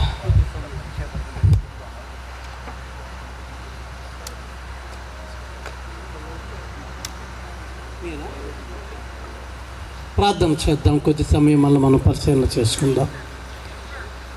మనం దిగిపోతున్నామా? పరిశుద్ధతలో నుంచి కిందకు దిగిపోతున్నామా? మానవ విలువల్లో నుంచి కిందకు దిగిపోతున్నామా? మెట్టు వెంబడి మెట్టు ఎక్కి దేవుని రాజ్యానికి సిద్ధపడుతున్నాము. పరిశీలన చేసుకుందాం. భక్తిలో చల్లారిపోతున్నావేమో, విశ్వాసంలో దిగజారిపోతున్నావేమో, ప్రార్థనా జీవితంలో దిగజారిపోతున్నావేమో. ఒకసారి పరిశీలన చేసుకో. ఒకసారి ప్రభువుకి అప్పగించుకుందాం. ప్రభువుకి మన జీవితాలు అప్పగించుకుందాం. హల్లెలూయా, హల్లెలూయా. ఎవరు మౌనంగా ఉండద్దు. కొద్ది సమయం అయిపోయింది. ప్రభువా, దిగిపోని స్థితి నాకు వద్దు నాయనా. ఎక్కాలి ప్రభువా, పరిశుద్ధతలో ఒక మెట్టు ఎక్కాలి ప్రభువా, ప్రార్థనా జీవితంలో ఒక మెట్టు ఎక్కాలి ప్రభువా నాయనా, విశ్వాసంలో ఒక మెట్టు ఎక్కాలి ప్రభువా నాయనా, నాయనా నీతిలో ఒక మెట్టు ఎక్కాలి ప్రభువా, యథార్థతలో ఒక మెట్టు ఎక్కాలి ప్రభువా. ఎవరు మట్టుకు వారు కొద్ది సమయం ప్రార్థనలో ఉందాం. కొద్ది సమయం ప్రార్థన చేద్దాం. ప్రభువా, ఎక్కే అనుభవంలో నన్ను ఉంచు నాయనా. దొంగల చేతిలో చిక్కుపోకుండా, కొట్టేవారి చేతిలో పడిపోకుండా, నాశనము చేసేవారి చేతిలోకి పడిపోకుండా నాకు సహాయం చేయదేవాని. ఎవరి మట్టుకు వారు ప్రార్థన చేద్దాం. ఎవరి మట్టుకు వారు ప్రార్థన చేద్దాం. నాయనా, నా దగ్గరికి వచ్చినవాడా, నన్ను పట్టుకున్నవాడా, నా గాయం కట్టువాడా, మీకు వందనాలు వందనాలు వందనాలు వందనాలు వందనాలు వందనాలు. నాయనా, నేను పడిపోయి ఉన్నానయ్యా, దొంగల చేతులు చిక్కిపోయి ఉన్నానయ్యా. నా రక్తం కారుతూ ఉంది ప్రభువా, నన్ను ముట్టుకోదేవా. నా గాయం కట్టు నాయనా, నన్ను నాయనా పోటకోలు అని ఇంటికి చేర్చు నాయనా అని ఎవరి మట్టుకు వారు ప్రార్థన చేద్దాం. ప్రార్థన అందరూ అదే రీతిగా కండ్లు మూసుకుని దైవజనుల ద్వారా అద్భుతంగా దేవుడు ఈ దినాన్ని మనతో మాట్లాడాడు. ఎక్కి వెళ్ళే అనుభవంలోనికి రావాలి. ప్రతి ఒక్కరము కూడా కండ్లు మూసుకుంటుండగా మన దైవజనులు మన మధ్యన జాన్ థామస్ గారు ఉన్నారు. చిన్న ప్రార్థన చేస్తారు. హల్లెలూయా. అందరూ అదే రీతిగా కండ్లు మూసుకొని ఏకీభవిద్దాం. ప్రతి ఒక్కరు కూడా కండ్లు మూసుకుందాం. స్తోత్రమయ్యా, స్తోత్రము తండ్రి. మీ దాసులను ప్రభువా నేను మరుగు చేసుకుని దినాన్ని, ప్రాంతానికి మాకు కావలసినటువంటి సమృద్ధమైన వాక్యాన్ని, మీ స్వరాన్ని మాకు వినిపించినందుకు యేసయ్యా నీకు వందనాలు చెల్లిస్తున్నాం ప్రభువా. మేము దిగిపోయే అనుభవంలో ప్రభువా ఉండకూడదు. అక్కడ దొంగ, దోచుకున్నవాడు, శత్రువైన సాతాను ఉంటాడని స్పష్టంగా మాతో మాట్లాడారు ప్రభువా. మేము ఎక్కే అనుభవంలో ఉండాలి, నీతో గడిపే అనుభవంలో, నీ సహవాసంలో ఉండాలి ప్రభువా. ప్రభు చాలామంది ఆత్మీయంగాను ప్రభు శారీరక ప్రభు నాయన ఓ దేవా నేను విలువలను కోల్పోతూ ప్రభు పాపము శాపములో ప్రభు పడిన ప్రతి ఒక్కరు ప్రభు నజరేయుడైన యేసుక్రీస్తు మా యొక్క రక్షకుడిని యేసుక్రీస్తు వారి దగ్గరికి మమ్మల్ని మేము అప్పగించుకున్న వారంగా ప్రభువ, మమ్మల్ని రక్షించే రక్షకుడిగానే ఉన్నావు ప్రభువ. మీ రక్షణ మేము పొందుకుని మీ రక్షణలో ప్రభు మేము కొనసాగినట్లు సహాయం చేయమని వేడుకుంటున్నాము తండ్రి. నీకే స్తోత్రాలయ్యా. ఎంతమంది అయితే ప్రభు నాయన ఈ దినాన్ని ప్రభు ఏ వ్యసనాల్లో ఉన్నారో, ఏ పాపములో ఉన్నారో, ఏ ఏక ప్రభు మోసములో ఉన్నారో, ఏ ఏక ప్రభునైనా ఓ దేవ గంసాయండి ఓ దేవనైనా చాలా రకాలుగా యూత్ యవనస్తులు పాడైపోతున్నారు ప్రభు. వారందరితో నువ్వు దినాన్ని మాట్లాడు ప్రభు. వారందరినీ కనికరించి నీ సొంత బిడ్డలుగా మీరు మార్చుకొని ప్రభు. దేవాన్ని నమ్మడానికి ప్రభు కులము కాదు, మతము కాదయ్యా, మమ్మల్ని రక్షించే రక్షకుడు మేము ఉండవచ్చు ప్రభువ. పరలోకాన్ని విడిచి మా కొరకు వచ్చిన దేవుడు అయ్యా. మీ రక్షణలో యేసుక్రీస్తు రక్తము ద్వారా నీ ఆత్మ ద్వారా మమ్మల్ని బ్రతికించి నా తండ్రి నీ సాక్షిగా మమ్మల్ని వాడుకోండి తండ్రి. మీ వాహనం ఎక్కించుకోండి ప్రభువ. మీతో పాటు ఉండడానికి మరలా రాబోతున్నావు తండ్రి. మేమందరం సిద్ధపడడానికి సహాయం చేయండి.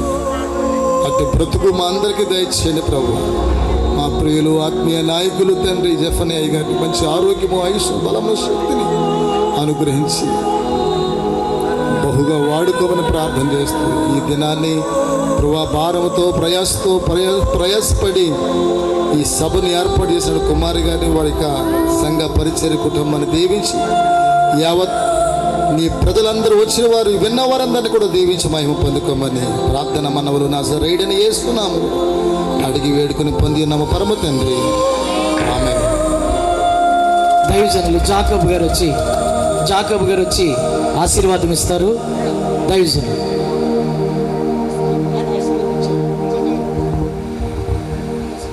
హల్లెలూయా. దేవుడికి మహిమ కలుగుగాక. హల్లెలూయా.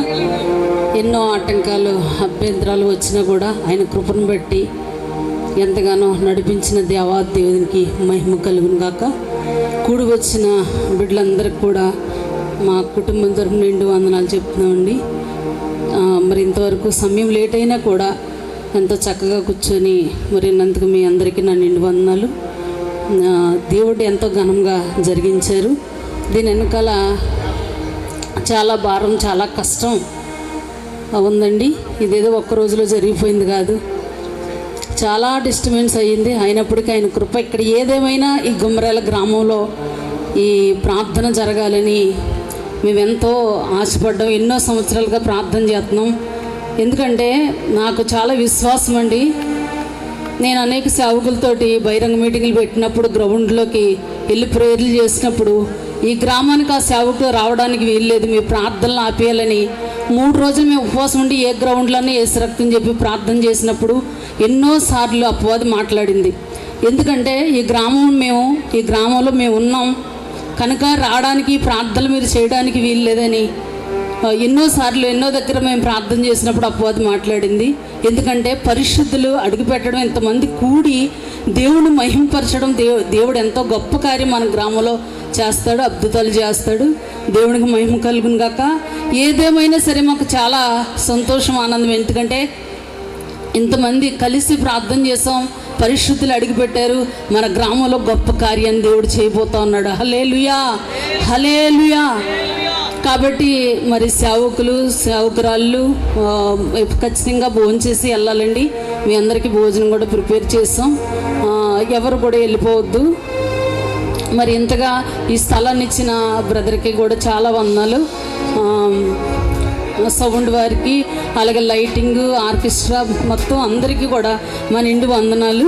మరి ఎంతగానో సహకరించిన మా కుటుంబానికి బట్టి కూడా దేవునికి మహిమ కలిగాక. ఎంతో దూరాల నుంచి వచ్చిన సేవకులకు కూడా నా నిండు వందనాలు చెల్లిస్తున్నానండి.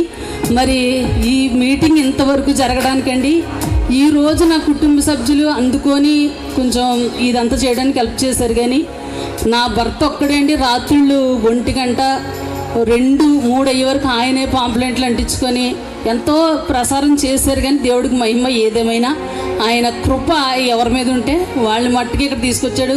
ఇక్కడికి వచ్చిన ప్రతి బిడ్డ జీవితంలో కూడా గొప్ప కార్యం దేవుడు చేస్తాడు. హల్లెలూయా. ఎందుకంటే ఎంతో ప్రార్థన, ఎంతో కన్నీరు ఈ మీటింగ్ వెనకాల ఉంది. ఇదేదో మేము దేనికోసం పెట్టలేదు, ఎన్నాళ్ళ నుంచో మా ఆశ, మా కుటుంబం ఆశ, ఇలాంటి మీటింగ్ జరగాలని మా కుటుంబం అంతా కలిపి ఆశపడ్డదండి.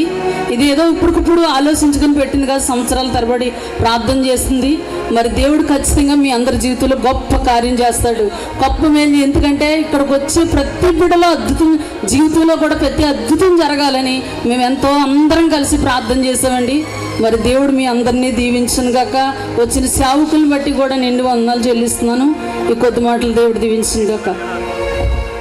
దైవజనులు జాకబ్ గారు ఆశీర్వాదం ఇచ్చిన తర్వాత మనం మన ప్రాంతాలకు వెళదాం.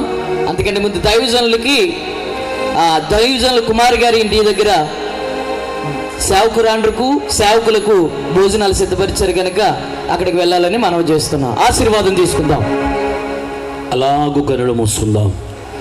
తుప్రెళ్లకుండా మిమ్మను కాపాడుటకును తన మైముదుట నిర్దోషులుగా నిలబెట్టుటకును శక్తి కలిగిన మన రక్షకుడైన యేసుక్రీస్తు వారి కృపయో, ఆయన ప్రేమయో, పరిశుద్ధాత్ముని సహవాసమును, ఇక్కడ ప్రకటించబడినటువంటి వాక్యమునకును ఈ పరిసర ప్రాంతాల నుంచి వచ్చినటువంటి బిడ్డలందరికీ, ఈ సభ వారికి, ప్రత్యేకంగా ఈ సభను పెట్టినటువంటి దైవజనుల కుటుంబమునకును, ఈ ప్రాంగణమంతటికి, ప్రత్యేకంగా సంఘమునకును వచ్చిన బిడ్డలందరికీ సదాకాలము తోడు నీడగా ఉండి నడిపించి బలపరచునుగాక.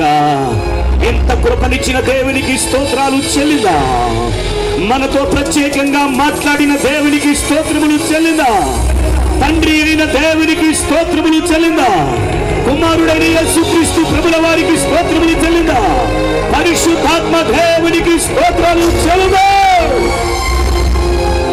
యేసు నామములో అడుగుచున్నాము తండ్రి.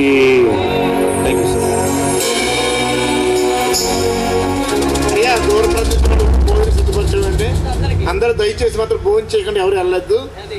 దయచేసి దూర ప్రాంతం అందరికీ, సేవకులకి అందరికీ కూడా మేము భోజనం ఏర్పాటు చేస్తామండి. అయ్యా, మేము 150 మందికి చేస్తాం. దయచేసి అందరూ రావాలి, ఎవరు వెళ్ళిపోవద్దు. తర్వాత మా కుటుంబ సభ్యులు ఈ స్థలంలోకి వస్తే ఫోటో తీసుకుందాం అని చెప్పి ఆశపడుతున్నాం. రండి అమ్మా, ఏసరాజు గారు రండి. సువర్ణ